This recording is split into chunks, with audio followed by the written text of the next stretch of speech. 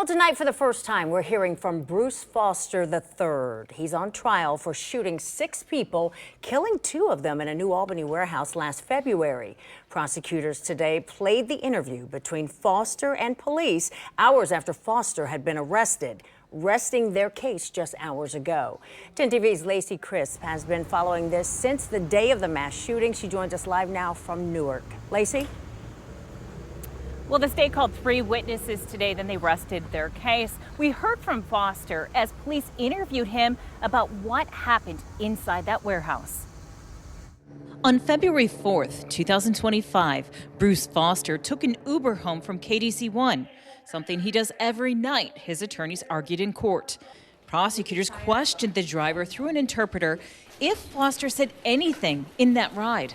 Did you ask the rider, Mr. Foster, why the police were coming down the road?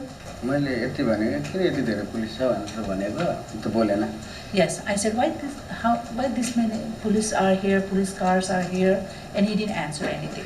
A KDC1 employee also testified today that Foster was about to be terminated.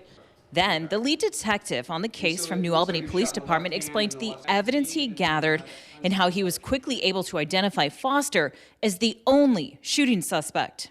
Govin immediately on video says, "Bruce shot me," right? Yes. Was that information relayed to you fairly quickly?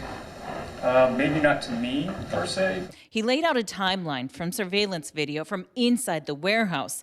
Then, the prosecutors played video from Foster's interview with police. Foster watched intently as the video played, showing no reaction. Everybody was just running, man. Why was everyone running? I don't know. Yeah. Well, I'm gonna be frank with you, man. Okay?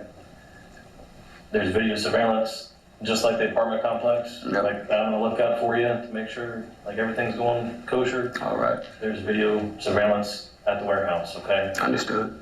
You know, we know everything, but we don't, right? Because we don't know have to communicate. We don't know your truth. Right. We don't know your story. Right.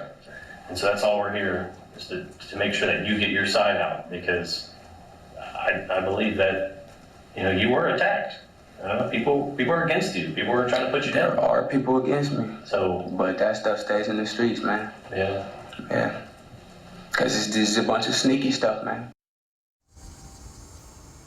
And the defense will call their first witness tomorrow afternoon. We expect to hear from a doctor who will talk about Foster's mental health.